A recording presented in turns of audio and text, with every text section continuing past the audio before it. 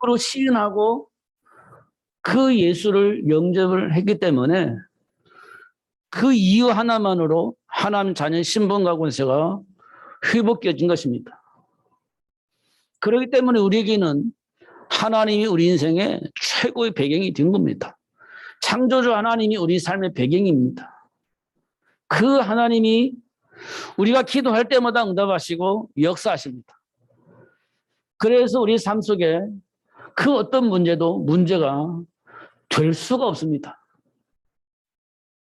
우리가 생각할 때 해결할 수 없는 문제, 과학적으로도 의학적으로도 그 무엇으로도 설명할 수 없는 문제 앞에 방황할 수밖에 없는 우리가 어떻게 해야 되겠습니까? 포기해야 되겠죠. 그러나 그때 하나님께서 창조의 능력으로 역사하셔서 그 문제를 해결할 수가 있습니다. 우리는 잘 안 믿지만 그렇습니다. 40년 동안 베데스다 연못에서 물이 동할 때 첫 번째 들어가기만 하면 모든 문제가 해결된다는 사실을 알고 누워 있었지만 들어갈 수가 없습니다. 소망은 가지고 있었지만 되어지지 않습니다. 왜냐하면 움직일 수가 없으니 그래요. 기도하면서 누워 있었지만 물이 동안들 그 속에 들어갈 수가 없으니 해결이 되어지지 않습니다. 사실 해결된다 할지라도 하나님과 상관이 없습니다. 구원과 상관이 없습니다. 그런 현장에 예수님이 찾아가셔서 그 문제를 단번에 해결해 주셨습니다. 베데스다 연못가에 누워있는 그 사람에게 연못에 들어가지 않아도 그 문제가 해결되어진다는 사실을 분명히 보여주셨습니다. 예수님을 만나면 그렇습니다. 공동묘지에 고통당하고 있는 귀신 들린 청년이요. 예수님을 만났을 때 그 문제가 해결되어집니다. 사랑하는 성도 여러분, 저와 여러분은 이미 우리가 해결할 수 없는 문제의 근본을 그리스도를 통해서 해결받았습니다. 하나님과의 관계가 회복되어진 축복의 사람들입니다. 예수의 이름으로 하나님께 기도하면 응답받을 수 있는 신분이 회복되어졌습니다. 그리고 이 세상 임금으로 자리 잡고 있는 사단을 결박할 수 있는 권세도 회복되어졌습니다. 이제 그 신분과 권세를 누리기만 하면 되어주는 축복의 사람들입니다.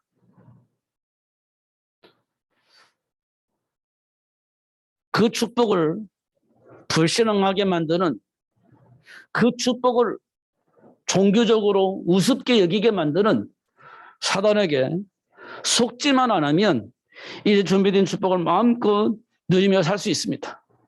그 누구도 그 복을 누리며 살 수 있습니다.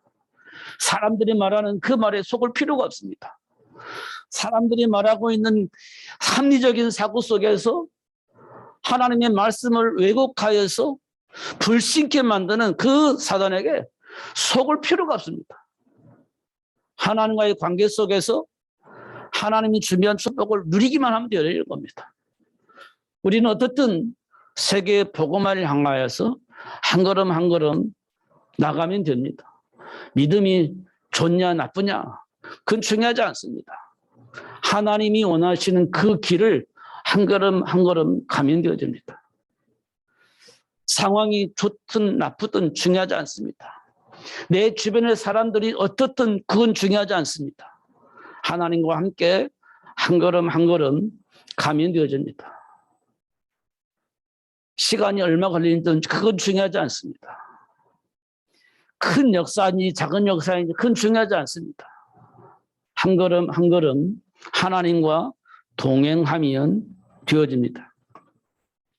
오늘 서론에 로마의 속국에 있던 제자들이 부활하신 예수님을 만난 이후에 첫 번째 질문입니다. 언제 로마의 속국에서 해방되어지겠습니까? 속국으로 살고 있는 이스라엘 백성들이 가지고 있는 소원 하나가 있다면 로마의 속국에서 해방되어지는 겁니다. 그것 때문에 예수님이 오신 줄 알았습니다. 예수님 오셔서 이제 부활하셨으니 언제쯤이면 로마의 속국에서 해방되어지겠습니까? 라고 질문하는 겁니다. 그런데 놀라운 대답을 하십니다. 그건 모르겠다. 하나님이 고난에 있으니 그건 하나님이 알아서 하실 것이다. 이렇게 대답을 합니다. 우리가 지금 우리 심령으로 말한다면 낙심이 되죠. 내가 왜 교회를 다니지? 내가 예수를 왜 믿지? 지금 내가 가지고 있는 이 문제 해결을 받으려고 예수 믿었고 내가 하나님께서 약속하신 축복을 받으려고 예수 믿었는데 그거 모른다고 하면 내가 예수를 왜 믿지? 방황하면서 교회를 안 다닐 수도 있는 가능성이 많습니다. 제자들이 상황이 딱 그랬어요. 그런데 예수님께서 이렇게 말씀하십니다. 그것은 하나님께서 하실 일이기 때문에 나는 모르겠고 중요한 것은 이 땅의 모든 사람들을 향하여서 예수가 그리스도라고 말할 수 있는 삶을 살 수 있도록 하나님이 역사하실 것이다. 이렇게 얘기합니다. 문제가 해결되지 않든 그건 하나님이 하실 일인데 중요한 것은 예수가 그리스도임을 말할 수 있는 삶을 살 수 있도록 하나님이 역사하실 것이다. 축복하실 것이다. 이렇게 얘기를 합니다. 이 말을 알아듣는 사람이 복 있는 사람입니다.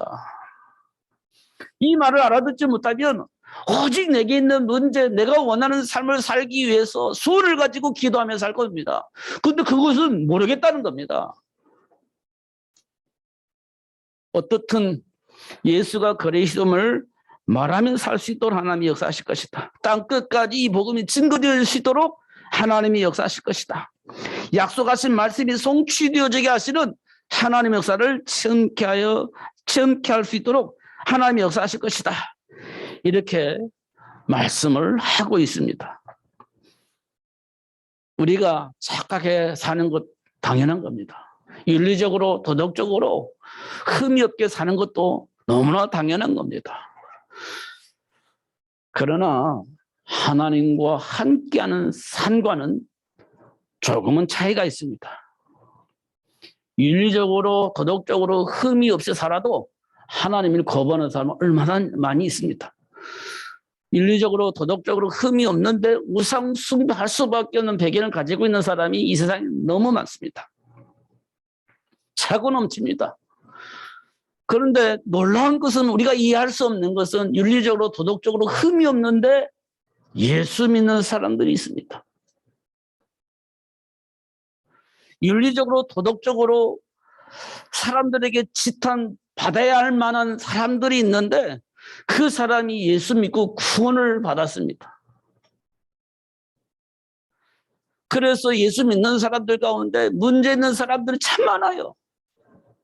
사람들에게 칭찬받을 만한 사람들이 참으로 많습니다. 그래서 예수를 왜 믿는지 모르겠다고 말하는 사람이 참으로 많습니다. 그럴 바에는 나 예수 안 믿겠다라고 말하는 사람들이 참으로 많습니다. 예수를 왜 믿죠? 구원받으려고. 예수를 왜 믿죠? 하나님과의 관계를 회복하려고. 이게 예수 믿는 이유입니다. 문제 있는 사람 왜 그럴까요? 하나님과의 관계 속에서 하나님이 약속하신 축복을 몰라서 사단에게 장악되어져서 사단이 시키는 대로 하다 보니 수많은 문제와 사건들을 일으킨 겁니다. 우리는 그 배경을 알게 된다면 그래서 저 사람에게는 예수 믿어야 되는 거구나. 그래서 저 사람이 예수를 믿는구나 라고 우리가 충분히 이해할 수 있습니다. 그들을 위해서 기도해 줄 수 있고 그들에게 하나님의 축복을 말해줄 수 있는 삶을 살 수 있습니다. 그러면 그분이 알아듣고 돌아설 수 있는 축복을 받았고 누릴 수 있습니다. 말을 해줘도 못 알아듣는 사람이 있습니다. 그때 우리는 뭐라고 말했냐? 아, 하나님의 시간표가 있겠구나. 이렇게 볼 수 있는 겁니다. 못 알아듣습니다. 하나님의 시간표가 있어서 아직은 하나님의 시간표가 안 되어졌으니 듣지 못하게 하고 계시는구나. 이렇게 우리가 볼 수 있습니다. 근데 우리는 뭐라고 생각합니까? 왜 말을 못 알아듣지? 라고 생각을 합니다. 낙심하고 좌절하고 포기할 수도 있습니다. 그런데 잘 확인해 보면 하나님의 시간표가 있습니다. 시간표가 뒤지 않으니 안 되어지는 겁니다. 그러나 어느 날 시간표가 되어지면 되어지는 날이 온다는 사실을 또 확인할 수가 있습니다. 이 말은 뭘 의미하느냐면 하나님께 맡기라는 겁니다. 하나님의 배경을 믿으라는 겁니다. 우리가 원하는 대로 되어진다면 하나님이 사실 필요 없죠. 그러나 하나님이 하실 것이기 때문에 믿고 맡기는 겁니다. 출애굽을 한 이스라엘 백성들이 가나안 땅에 가는 건 그냥 되어져 있는 겁니다. 만들어져 있는 겁니다. 가게 되어져 있는 겁니다. 근데 과정은요, 홍해 바다를 만납니다. 이건 진퇴양난이죠. 갈 수도 없고 돌아설 수도 없는 그런 상황을 만나게 되어집니다. 분명한 것은 가나안을 정복하게 되어져 있는 시간표가 있는데 홍해 바다 만납니다. 광야에서 물이 없는 광야를 만납니다. 마실 물이 없는 광야를 만납니다. 중요한 건 과정일 뿐이에요. 하나님과 함께하는 자들은 그 문제를 넘어섰습니다. 하나님이 역사하시니 홍해 바다도 건너게 되어졌고 광야에서 물이 없는 광야에서 물을 만나게 되어지고 아무것도 먹을 것이 없는 그 현장에 하나님께서 만나와 메추라기를 먹게 하시고 과정 속에서 많은 우여곡절이 있었지만 결국은 가나안을 정복하게 하시는 하나님의 역사를 봅니다. 우리 인생이 그리스도를 통해서 해방받고 구원받아서 하나님 자녀 신분과 권세를 가지고 누리며 살 수 있지만 삶의 현장에 많은 과정을 만나게 되어집니다. 우여곡절이라고 하죠. 그 과정을 통해서 우리가 하나님이 어떤 분이신지 확인할 수 있게 되어지고 결국은 하나님 원하시는 세계를 복음할 수 있는 삶의 축복을 누릴 수 있도록 하신다는 사실을 확인할 수가 있습니다. 하나님 우리에게 주신 축복입니다. 말을 알아들으면 해방이 되어질 것이고 하나님의 배경을 누리며 살 수 있는 삶을 살게 될 겁니다. 이 말은 뭘 의미하느냐면 사단에게 속지 않고 사단에게 이끌려 살지 않고 하나님이 주신 축복을 누리며 살 수 있게 되어진다는 겁니다. 잘 생각을 하셔야 됩니다. 나만 맞다라고 생각하려면 곤란해요. 내 생각에 맞다라고 생각하면 곤란해요. 하나님은 뭘 원하시냐면 관계를 회복하기를 원해요. 그리고 생명이 살아나는 그 일을 하기를 원하는 겁니다. 나로 인하여서 사람이 평안해지고 나로 인하여서 그 사람이 행복해진다면 잘 사는 거예요. 아무리 맞는 말하고 똑똑한 말을 하고 사실적인 얘기를 한다 할지라도 상대방이 이해할 수 없다면 왜곡될 수도 있고 상처받을 수도 있습니다. 그걸 그 사람에게 책임을 전가하면 안 돼요. 어떻게 해야 되냐? 그 사실의 배경을, 그 사람의 배경을 안다면 그 사람이 힘을 얻고 그 사람이 답을 얻을 수 있는 대화를 해야 됩니다. 그게 굉장히 중요한 겁니다. 모르는데 어떻게 해요? 그러니까 언약 붙잡고 기도해야 되는 겁니다. 그럼 성령이 가르쳐 주신다고 했으니 알게 되어지고 누릴 수 있습니다.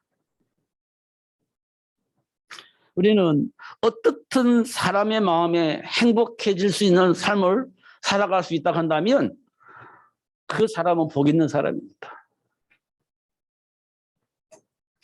하나님은 지금 우리에게 무엇을 알고 누릴 수 있도록 역사하시냐면 하나님이 인간에게 주신 본래의 정체성을 회복하여서 누릴 수 있도록 역사하십니다. 하나님이 본래 우리에게 주신 축복이 있습니다. 근데 그걸 잃어버렸습니다. 그래서 그것을 회복할 수 있도록, 그리고 그 축복을 누릴 수 있도록 역사하고 계십니다. 성경을 가만히 살펴보세요. 수많은 문제와 사건들이 있습니다. 근데 성경에 보면 그 문제들이 결코 문제가 되어지지 않는다는 사실을 확인합니다. 결코 문제가 아니에요. 창세기 3장에 일어났던 선악과 먹는 사건, 하나님을 떠난 사건이 우리 인간에게 와 있습니다. 그걸 보고 우리는 원죄라고 얘기를 합니다.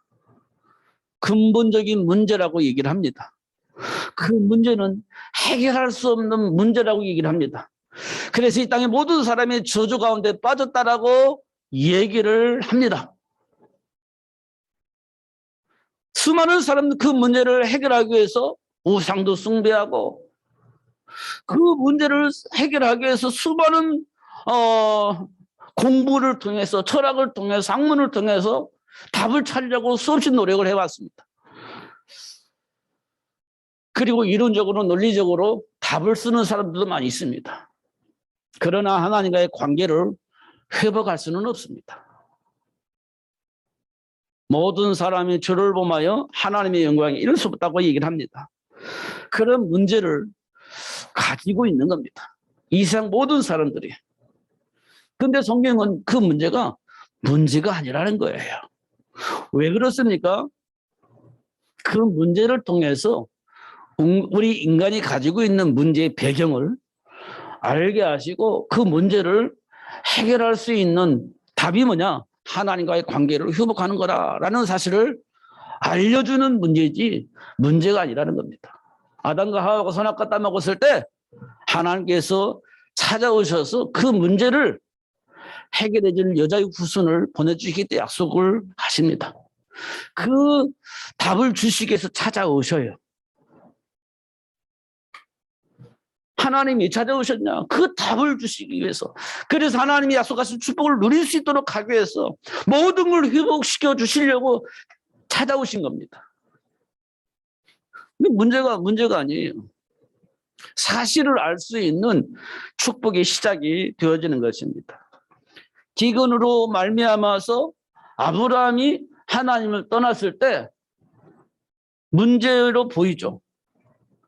하마터면 어떨 뻔했나 싶을 정도로 문제가 심각했습니다.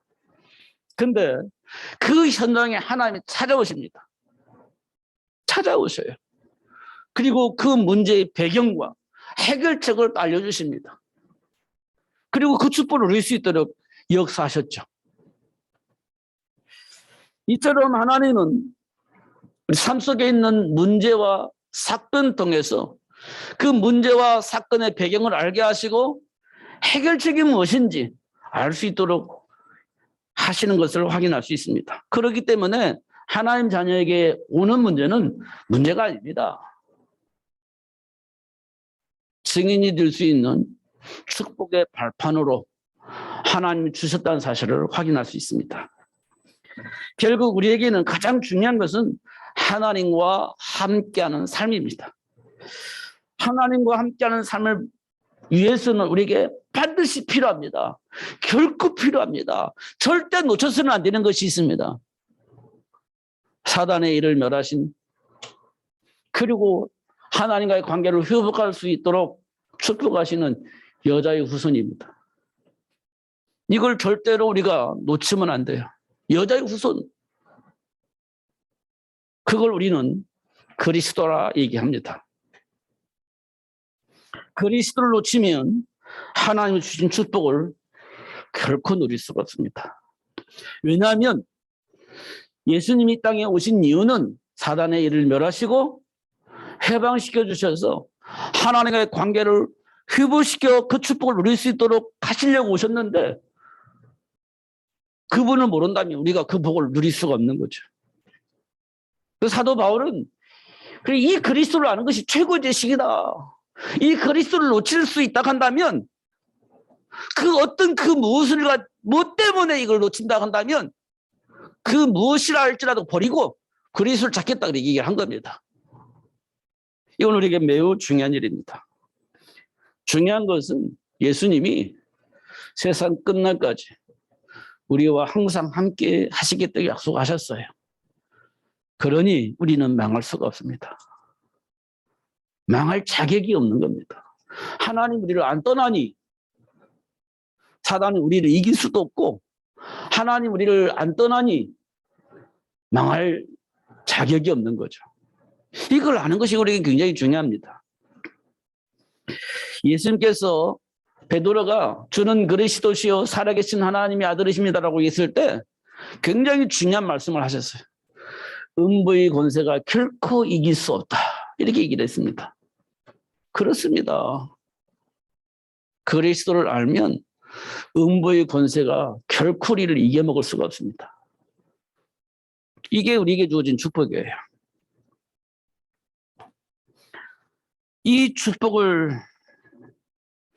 주신 하나님께서 아브라함을 복의 근원이라고 말씀을 하셨고 베드로를 사람 낚는 어부가 되어지도록 축복을 하셨고 사도 바울은 로마를 복음할 수 있는 제자로 삼으셨습니다. 복의 근원으로 부름받은 아브라함은 기근 문제로 하나님을 떠난 사람입니다. 예수님의 수제자였지만 사람 낚는 어부로 부름받은 베드로는 예수님을 저주하면서 살 길 찾아 도망갔던 사람입니다. 바울은 바리새인으로서 예수가 그리스도라고 말하는 사람들을 잡아다 죽이는 핍박하는 사람이었습니다. 그럼에도 불구하고 하나님은 그들을 통해서 복의 근원이 되어지게 하셨고 사람 낚는 어부가 되어지게 하셨고 로마를 복음할 수 있는 전도 제자로 살 수 있도록 축복하셨습니다. 이 말은 음부의 권세가 이길 수가 없다는 겁니다. 어떤 수단과 방법을 동원해도 속일 수가 없고 왜곡할 수가 없다는 거예요. 왜? 하나님 함께 계시니까. 저와 여러분이 이런 복을 가지고 있는 사람들입니다. 그래서 저와 여러분 때문에 이 세상이 소망이 생기는 거예요. 왜냐? 여러분이 입을 벌려서 예수가 그리스도라고 말할 수 있는 축복의 시간표가 반드시 올 것이기 때문에 그 말을 듣는 사람들은 살아날 것이고 하나님의 축복을 누리며 살 수 있는 시작이 되어질 것이기 때문에 이 세상이 어떻든 간에 소망이 생긴 겁니다. 누구 때문에? 예수가 그리스도라고 말할 수 있는 복을 받은 저와 여러분 때문에 그렇습니다.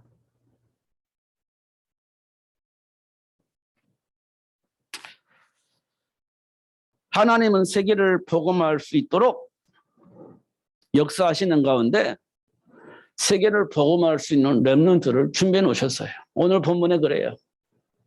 다 잘리고 없어지는데 그루터기는 남겨놓으셨다 그랬어요. 그 그루터기가 렘넌트라는 뜻입니다. 하나님이 준비해 놓으셔서 하나님 원하시는 일을 하시는 것을 확인할 수 있어요. 렘넌트들은 뭐냐? 하나님이 약속하신 말씀과 시간표를 보고 누리게 되어집니다. 그게 뭐냐? 너를 위해서 방주를 만들라는 겁니다. 나를 위해서 방주를 만드는 겁니다. 이 방주는 뭡니까? 홍수 사건에서 살아남는 비밀입니다. 수많은 환란 속에서 살아남을 수 있는 방법이 뭐냐? 방주 안에 들어가는 겁니다. 이 세상이 어떻든 간에 그리스도 예수 안에 있으면 안전한 겁니다. 그래서 나를 위해서 방주를 만드는 겁니다. 그 다음에는요, 땅 끝까지 예수가 그리스도라고 말할 수 있는 삶을 사는 겁니다. 시간표에 따라서 이제 그 일이 되어질 것입니다. 지금 안 되어지면요, 안 되어지는 데서 사는 겁니다. 안 되어진다고 낙심하고 좌절하고 이거 뭐 하나님이 나와 함께 계시는지 안 계신지 방황할 필요가 없습니다. 하나님이 역사하시지 않으니 지금 나에게 증거가 없는 겁니다. 일이 일어나지 않는 겁니다. 하나님이 함께 하시면, 시간표가 되어지면 반드시 일이 일어날 겁니다. 기다리는 겁니다. 낙심하고 좌절하고 그렇게 할 신분이 아닙니다. 우리는 기다리는 겁니다. 하나님이 역사하실 것이기 때문에 기다리면 되는 겁니다. 하나님의 백성들은 위기 속에 있을 때 하나님이 준비한 축복을 확인을 합니다. 위기 속에서 하나님이 준비한 축복을 확인해요. 그 위기가 되지 않는 거지. 그런데 하나님이 그 위기 속에 준비된 축복을 보게 하시니 평안해지는 겁니다. 400년의 노예 생활을 하고 있을 때 그들은 부르짖었습니다. 해방되어져야 되니까.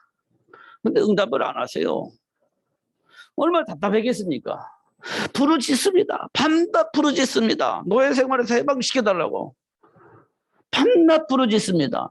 하나님이 하시면 금방 해방시켜 주시겠죠. 근데 하나님께서요, 그렇게 하시지 않았습니다. 어떻게 하셨죠? 모세를 준비하라는 겁니다. 모세. 어떻게 준비하죠? 생육하는 겁니다. 낳아서 키우는 거예요. 아니, 지금 하루속히 노예에서 해방되어지기를 원하는데 낳아서 키워서 언제요? 이렇게 우리는 생각합니다. 하나님 답답하지 않아요? 우리가 답답하지. 왜? 하나님은 충분히 하실 것이기 때문에 문제가 되지 않아요. 우리가 불신앙하니까 답답한 겁니다. 하나님의 배경을 누리다면 우리도 괜찮아요. 답답하지 않아요. 하나님 역사하실 것이기 때문에. 그런데 안 믿고 내 수건이 먼저 앞장서면 언제 낳고 언제 키워서 언제 해방시켜 주세요. 언제 해방시킵니까? 라는 생각을 우리가 하게 되어지는 겁니다. 근데 하나님은요, 그 방법을 쓰셨어요. 생육하라는 거예요. 그럼 그 모세를 통해서 출애굽 될 것이라는 겁니다. 놀라운 것은 아므람과 요게벳이 그 말을 알아듣고 준비했습니다.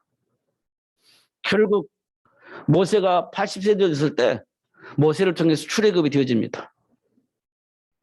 우리 같은 답답해 미칠 것 같은 상황인데 그 안에 축복을 누릴 수 있었습니다. 포로가 되어져서 포로 생활을 하고 있을 때 그들이 깨달은 거예요. 하나님과의 소통이 이 세상에서 가장 중요하다는 사실을 알았습니다. 하나님과의 소통이 가장 중요하다. 하나님과 소통이 되려면 뭐가 필요합니까? 성전이 필요하죠. 왜 필요합니까? 하나님 만나는 장소니까. 하나님 만나서 하나님과 교제하고 하나님의 배경을 누리며 살 수 있는 응답의 장소가 예배입니다. 그 성전이 필요하죠. 포로가 되어진 그들이 깨달은 겁니다. 그래서 포로 깨닫고 나니까 포로에서 해방되어지면서 그들은 제일 먼저 한 게 뭐냐? 하나님과 예배할 수 있는 처소를 만드는 겁니다. 그게 성전 건축이에요. 성전 건축. 하나님과 소통하고 하나님의 배경을 누릴 수 있는, 하나님께로부터 응답받을 수 있는 장소, 예배당입니다. 그것 때문에 하나님이 이스라엘 백성들을 포로가 되어지게 합니다. 그리고 나서 로마의 속국이 되어졌을 때 그 로마의 속국에서 언제쯤에 해방되겠냐고 물어보는데 하나님은 로마의 속국이 되어져 있는 이스라엘 백성들에게 로마를 복음화해야 할 이유를 알게 하신 겁니다. 속국이 중요한 게 아니라 거기서 빠져나오는 게 중요한 것이 아니라 그 현장을 복음으로 살리는 데 목적이 있는 겁니다. 이스라엘 백성들이 비로소 깨닫고 해방되어지는 것보다 그들을 살려내는, 현장을 살리는 일에 올인을 하게 되어집니다. 결국은 사도 바울을 통해서 로마를 복음으로 살려냅니다. 그러면 당연히 속국에서 해방되어지고 함께 하나님 주면 축복을 누릴 수 있는 축복의 날이 오는 겁니다. 이걸 보게 하십니다. 이런 축복의 비밀을 알고 있었던 요셉이 상황이 참으로 말로 표현할 수 없는 저주와 같은 상황으로 막 계속 전개되어집니다. 이때 요셉이요, 노예로 팔리게 하신 이유를 발견합니다. 형들이 자신을 노예로 팔게 한 이유를 알게 해요. 알게 되었습니다. 하나님이 자기 자신을 노예로 팔 수 있는 사람은 형들밖에 없어요. 그래서 요셉을 노예로 팔아서 애굽으로 가게 만들고 애굽에서 모든 사람을 살릴 수 있는 삶을 살 수 있도록 역사하시는 하나님의 사를 보게 된 겁니다. 그 가운데 보디발 아내가 누명을 쓰고 감옥에 갑니다. 감옥에 누가 있는가 보니까 애굽의 왕궁의 장관들이 있어요. 그 사람들을 만납니다. 그 사람들 통해서 애굽의 왕궁으로 들어갑니다. 총리가 되어져서 기근이 임하는 사실을 알고 7년에 6년 동안에 많은 곡식을, 많은 창고를 만들어 저축을 합니다. 저장을 합니다. 7년의 흉년 기간에 그걸 풀어가지고 모든 사람을 살리는 일을 해요. 이 일 때문에 하나님께서 요셉을 그렇게 인도하고 계셨다는 사실을 요셉이 알고 있었던 거예요. 문제될 게 없죠. 형들이 문제가 있습니까? 보디발 아내가 문제가 있습니까? 하나님이 하시는 일들이었는데. 그러니까 요셉은 보디발 아내에 대한 감정이 없고 형들에 대한 감정이 없는 겁니다. 그게 하나님 자녀에게 주는 축복이에요. 사단에게 이간질 당했더라면 보디발 아내에 대한 원수가 갚았을 것이고, 사단에게 이간질 당했더라면 형들에 대한 원수를 갚을 것이고, 그렇게 됐을 겁니다. 그런데 하나님의 계획 속에서 보니 사단에게 이간질 당하지 않고 사람을 살리는 삶을 살 수 있게 되어진 것입니다. 그래서 인간이 누릴 수 있는 가장 행복한 삶은 세계 복음화의 비밀을 알고 그 안에서 사는 겁니다. 이게 인간에게 가장 행복한 삶입니다. 왜냐하면 하나님이 주어진 축복의 삶이기 때문에 그 안에 있을 때가 가장 행복한 겁니다. 그러나 하나님이 주신 복음을 깨닫지 못한 바리새인들은 거듭남의 비밀을 몰라요. 아니, 어떻게 우리가 엄마 뱃속에 다시 들어갔다 나오나? 이렇게 생각을 합니다. 그러니까 근본을 모르니 거듭남이라는 말을 이해할 수가 없는 거지. 의학적으로, 논리적으로 해석을 하려고 하니 되어지지 않죠. 하나님 형상을 잃어버린 우리가 하나님의 형상을 회복해야 된다는 사실을 몰라요. 그러니까 예수님께서, 야, 너는 바리새인으로서 백성들에게 가르치는 선생으로서 어떻게 이걸 모르냐라고 얘기를 하죠. 이걸 보고 우리는 몽학 선생이라고 얘기를 합니다. 이 말은 앞을 보지 못하는 자가 백성들을 끌고 어디론가 가는 겁니다. 물로 갈지 불로 갈지 함정에 빠지는지 아무것도 알지 못하고 막 끌고 가는 거예요. 그걸 보고 몽학 선생이라고 합니다. 바리새인들을 향해서 한 메시지입니다. 거듭남의 비밀을 몰라요. 그리고 가늠하다 현장에서 잡힌 여인을 고발을 합니다. 누가? 바리새인들이 그랬습니다. 우리는 이런 일을 잘합니다. 문제 생기면 고발합니다. 막 소리내서 소문을 냅니다. 당연하지. 이렇게 생각합니다. 예수님께 데리고 나옵니다. 이거 어떻게 해야 되겠습니까? 예수님께서 말씀하십니다. 죄 없는 자가 먼저 돌을 던지라. 그러니까 다 도망갔습니다. 다 갔습니다. 한 사람도 남지 않았습니다. 그러면 그것을 잘했다라고 말했냐? 아니요. 잘못된 겁니다. 분명히 잘못됐습니다. 그래서 예수님께서도 나도 너를 정죄하지 않는다. 그렇지만 그런 일을 하면 안 돼 라고 얘기를 합니다. 예수님이 왜 오셨죠? 우리 정신 상태가 무너졌기 때문에, 영적 상태가 무너졌기 때문에 그걸 회복해 주려고 오신 겁니다. 사단에게 종노를 할 수밖에 없는 배경을 가지고 있으니 그 문제를 해결하려고 오신 겁니다. 근데 우리는 바리새인들처럼 정죄합니다. 예수님의 사랑은 온데간데 없습니다. 율법주의적인 사고 속에서 깨끗하게 살으라고 외칩니다. 근데 깨끗하게 살 수가 없어요. 정상적으로 살 수가 없는 겁니다. 우리 정신이 무너졌으니 살 수가 없는 거죠. 그걸 위해서 예수님이 오신 겁니다. 그걸 모르니 예수님께 고발을 하는 거예요. 예수가 그리스도라고 말하는 자들은 핍박합니다. 누가? 바울이. 바리새 사상 속에서 예수가 그리스도라고 말 못하게 만듭니다. 입을 막습니다. 어떻게 해요? 잡아다가 핍박하면서 죽이면서 절대 그 말을 못하게 만듭니다. 바리새 사상은 그렇습니다. 철저한 신앙생활을 하려고 했던 바리새 사상이 그렇습니다. 그런데 하나님이 그를 불러서 예수가 그리스도임을 알게 합니다. 그래서 로마를 복음할 수 있도록 축복하시는 것을 우리가 확인할 수 있어요. 내게 능력 주시는 자 안에서 모든 것을 할 수 있다. 출애굽 가능하고 가나안 땅 회복하는 것 가능합니다.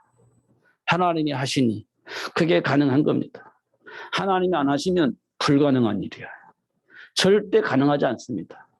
하나님이 함께 하시니 그 일이 가능해진 겁니다. 로마 복음화 절대 가능한 일이 아닙니다. 하나님이 함께 하시니 로마를 복음할 수 있는 정치, 경제, 문화를 복음으로 회복된 자들을 통해서 로마의 정치, 경제, 문화를 장악을 하게 한 겁니다. 그래서 어떻게 로마가 복음으로 바뀌어질 수밖에 없는 시스템을 만들어버린 겁니다. 누가? 바울이. 하나님이 함께 하시지 않았다면 절대 가능하지 않습니다. 세상의 정치, 경제, 문화를 어떻게 바꿉니까? 복음 가지고 있는 자들이 그 정치, 경제, 문화를 장악하는 거예요. 이 세상 복음화는요, 복음 가지고 있는 자들이 정치, 경제, 문화를 장악하는 겁니다. 그런 인물을 만들어내야 되는 겁니다. 그러면 가능해요. 왜? 하나님이 함께 하실 것이기 때문에 그게 가능한 겁니다. 그 일 때문에 하나님 저와 여러분 부르신 거예요. 그 일 때문에. 여러분, 렘넌트들이 굉장히 중요합니다. 그래서 우리 렘넌트들은 세계 복음을 위한 전도 시스템으로 성장을 해야 됩니다.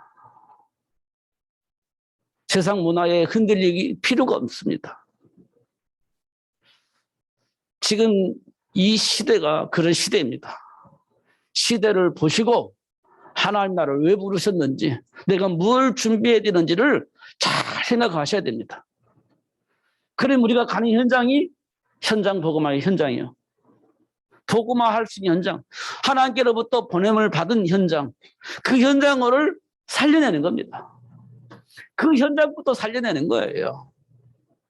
세계 복음은 저 멀리 있지만 지금 내가 있는 이 현장을 하나님 나라로 회복하는 겁니다. 인간관계 속에서도 이겨먹을 수 있는 힘을 내가 공급받아야 됐고, 사람을 살려낼 수 있는 그리스도 안에 있는 지혜를 가지고 사람을 살려내는 겁니다. 그러면 그 현장을 하나님 나라가 주는 거예요. 그럴 수 있는 달란트도 주셨고 능력도 주셨습니다. 그럴 수 있도록 하나님 우리와 함께 계시기 때문에 가능합니다. 기도할 때 그런 응답을 받게 될 겁니다. 그래서 하나님이 원하는 것은 이 세상 모든 사람들이 이 복음을 듣도록 하시는 건데, 그날이 올 것인데 그 일을 위해서 하나님이 저와 여러분을 부르셨다는 거예요. 그 일을 위해서.